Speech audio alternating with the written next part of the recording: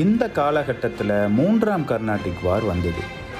வழக்கம் போல ஆங்கிலேயர்கள் மற்றும் பிரெஞ்சு படைகளிடையே பெரிய போர் மூண்டது.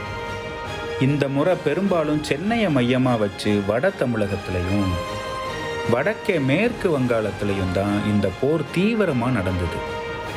இந்த சமயத்தில் ராஜ்யத்தோட தென்பகுதிகளில் எந்த கிளர்ச்சியும் சர்ச்சையும் இல்லாமல் பார்த்துக்கிற வேண்டிய முக்கியமான பொறுப்பை யூசுப் கான் சிறப்பாக செஞ்சார். அது மட்டும் இல்லைங்க, இந்த காலகட்டத்தில் மக்கள்கிட்ட ஒரு நல்ல பெயர் எடுக்கவும் பயன்படுத்திக்கிட்டாரு. மதுரை மீனாட்சி அம்மன் கோயிலோட நிலங்களை மீட்டது, கோயில் புனரமைப்பு, கோட்டை சீரமைப்பு, குளங்கள் மற்றும் பாசன கால்வாய்கள் வெட்டுனதுன்னு நிறைய நல்ல காரியங்களை செஞ்சார். இதன் மூலமாக மருதநாயகம் யூசுப் கானுடைய பேர் மக்களிடம் ரொம்பவே பிரபலமாச்சு. இப்படி மக்கள்கிட்ட யூசுப் கான் செல்வாக்கு உயர்ந்துக்கிட்டே வந்தது ஆற்காடு நவாபுக்கு கொஞ்சமும் பிடிக்கல. ரொம்ப பொறாமப்பட்டாருன்னே சொல்லலாம்.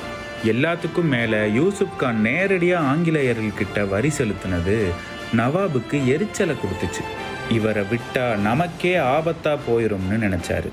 அதனால் சுபேதாராக இருந்த யூசுப் கான் தங்கள்கிட்ட தான் வரி செலுத்தணும்னு நேரடியாக ஆங்கிலேயர்கள்கிட்ட செலுத்தக்கூடாதுன்னு அவங்கக்கிட்டேயே அவர் சொன்னார். ஆங்கிலேயர்களும் நவாப் சொன்னதை தட்ட முடியாமல் யூசுப் கானை நவாப் கிட்டேயே வரி செலுத்த சொல்லி சொன்னாங்க. இதை எதிர்பார்க்காத யூசுப் கான் யாருக்கும் வரி செலுத்த முடியாதுன்னு தான் மதுரையுடைய சுல்தான்னும் பிரகடனம் செஞ்சார்.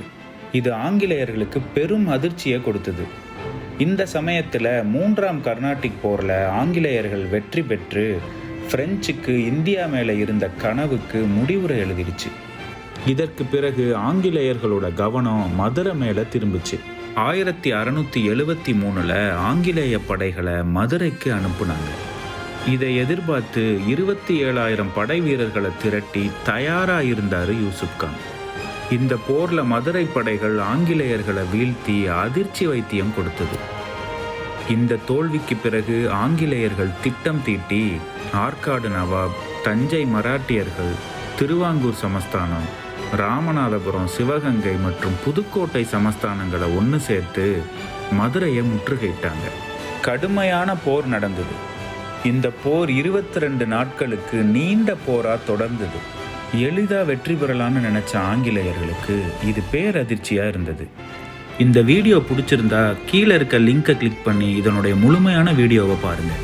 மறக்காமல் நம்ம சேனலுக்கு சப்ஸ்கிரைப் பண்ணி உங்களுடைய ஆதரவை கொடுங்க.